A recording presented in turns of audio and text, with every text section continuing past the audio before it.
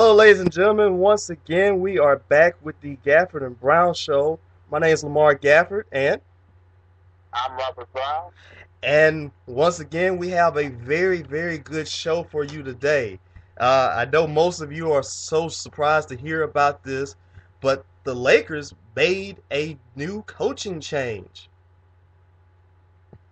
And they went ahead, and it wasn't the guy that we were all expecting. We were expecting Phil Jackson to be back, but they went ahead and decided to get Mike D'Antoni. Since you were used to be a Suns fan, Rob, how do you feel about this news, and is he going to be the answer to help out with the Lakers this year?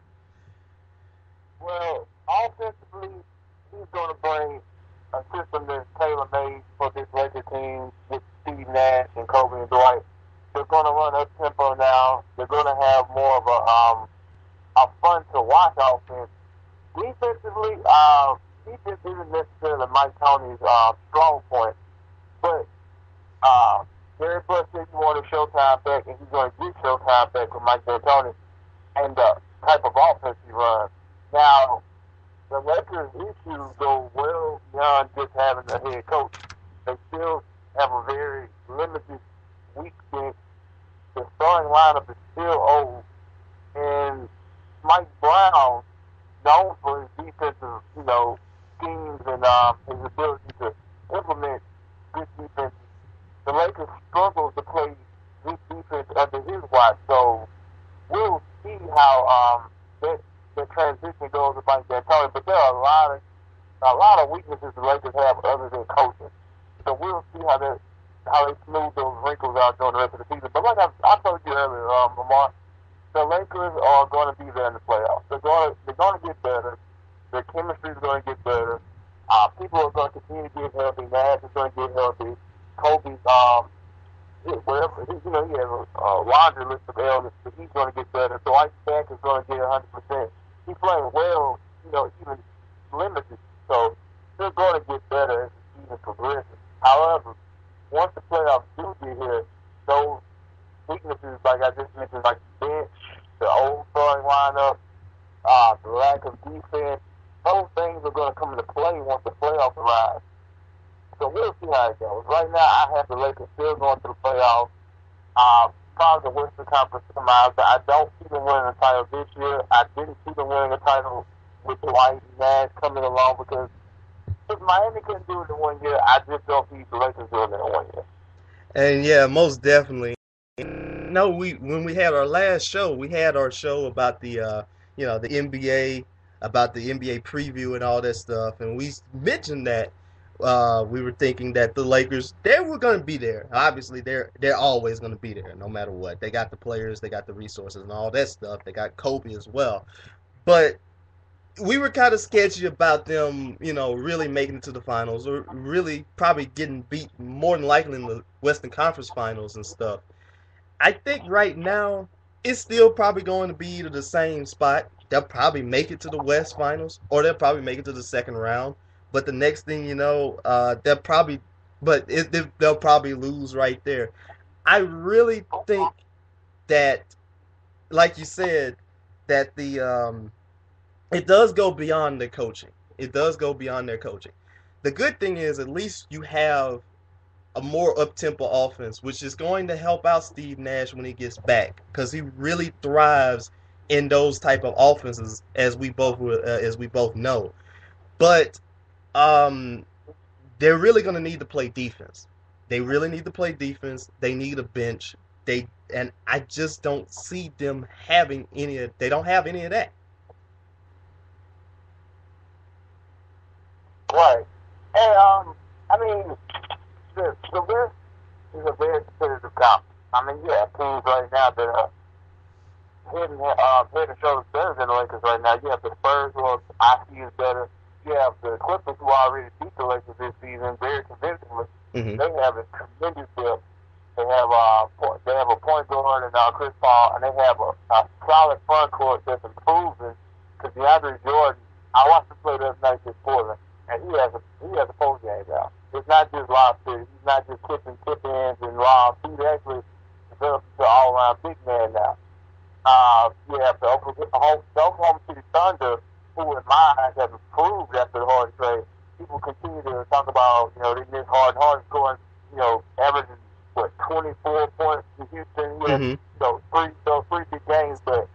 after those 3 games, they started losing again. And he also averages at least 6 turnovers a game. Mm-hmm. So you look at that, and they also have Kevin Martin, who's coming off the bench, averaging 17 points. They have Lamb, who's given early minutes too. So I see the Thunder still being a great team. I mean, they're 5-2. They're still an elite team in the Western Conference.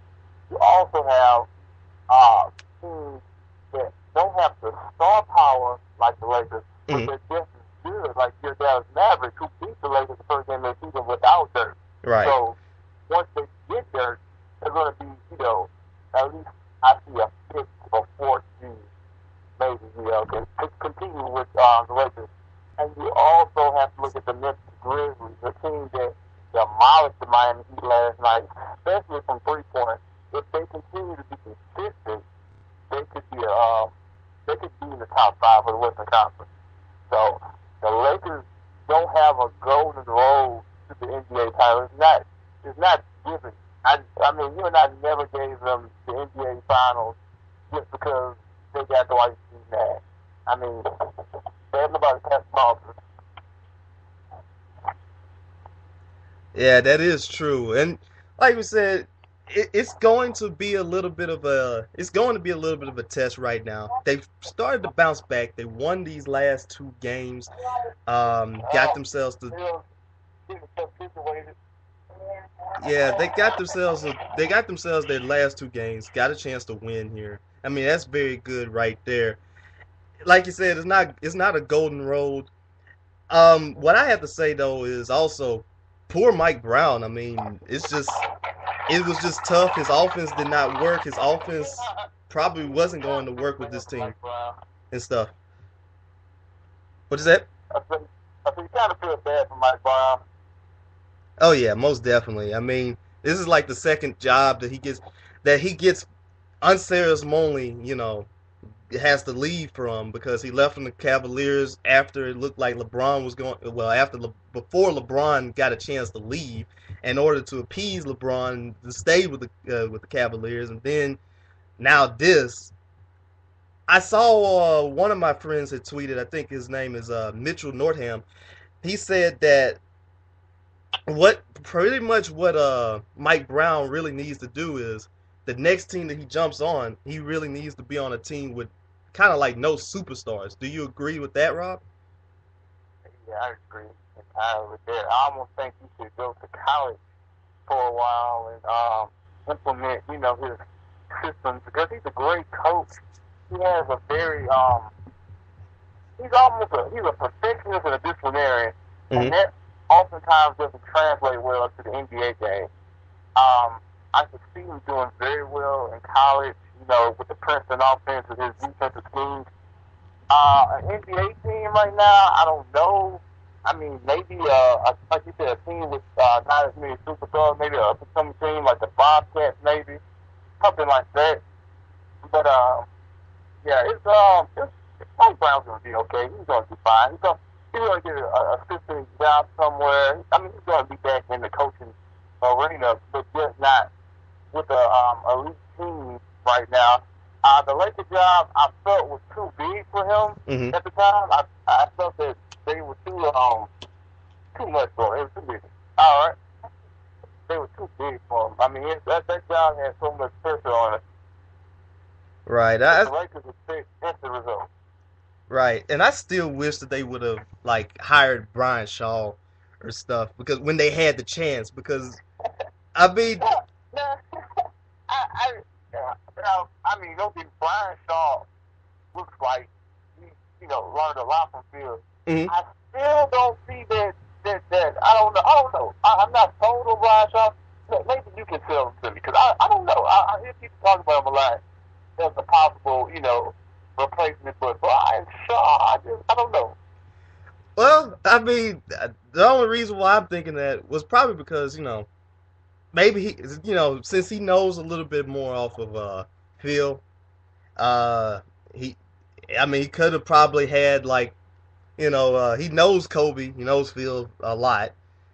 Kobe probably would have felt a little bit. I mean, of course, Kobe's still going to be the cold-blooded assassin no matter what. I think Kobe would have still he probably would have felt a little bit more comfortable with him. Probably all the other teammates that they would have had, they probably would have felt a little bit more comfortable with him.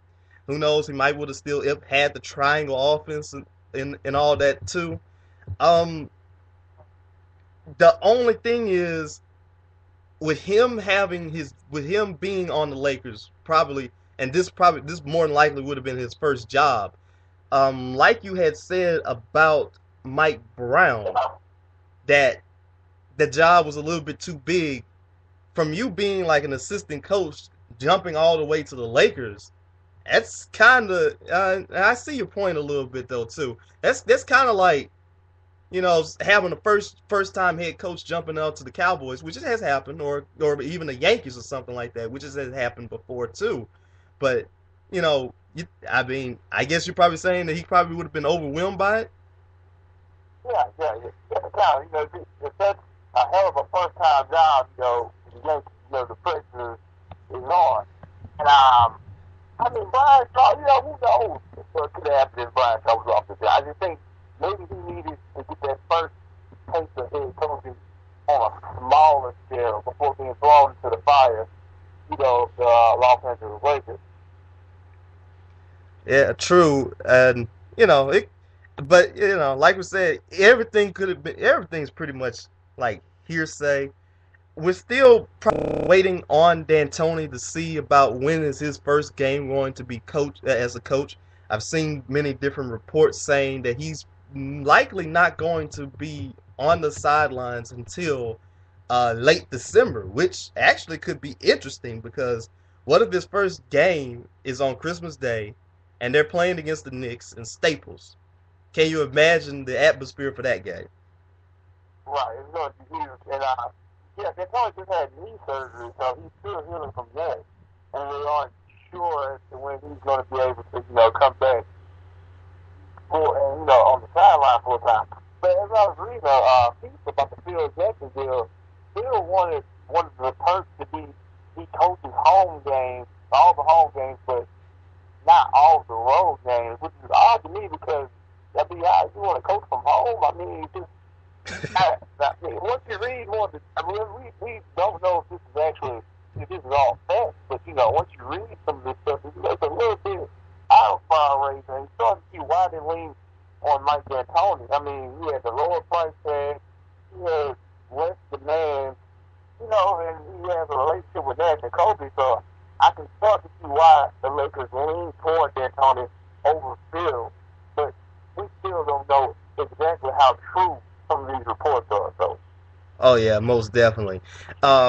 If they did not go with Mike D'Antoni, who would you have liked to see probably as like the Lakers head coach? Because I mean, there's some pretty good names that maybe I would have liked to see them give a shot. I mean, they tried to also talk to Mike Dunleavy.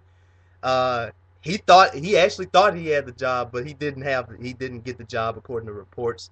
They also had a few other people on their short list. You think they made the right move? I think they made the right move for now. I mean, I don't know how it's going to work in the future. I mean, from what I read, it's a 4-year deal, so we'll see how that goes. But I think it's solid on a chemistry standpoint. Since he has that relationship with Nash and Kobe, and he's a player's coach, so he's going to eventually reel in Dwight and Middle World Peace and Paul. Now, I've also heard reports of people saying that Paul is going to be trade bait now that D'Antoni's there, which I don't see happening because you already have chemistry issues.